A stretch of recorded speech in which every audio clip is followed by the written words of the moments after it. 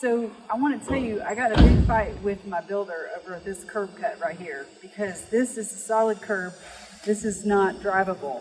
And the former driveway for this house was over here.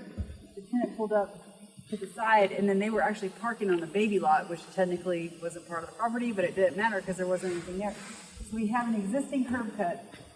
My builder wanted to charge $15,000 to cut a curb cut here, grade the property, and then he was going to have the tenants park on the front. And we got in a giant fight. I said, absolutely not, that's ridiculous.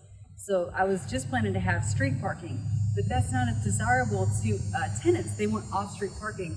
So I was thrilled once we came up with the idea. We already have an existing curb cut here.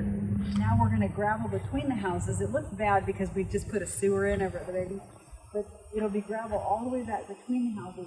And we've now created, using an existing curb cut and gravel, we've created off-street parking for our tenants in the very back, which I think is more desirable. You don't want to put your car out front where everyone is walking by. You want your car in the back where it's safer. So we save money on the curb cut, and then we've spent it creating off-street parking for both units. And I do think that's going to add value for the tenants and for resale value in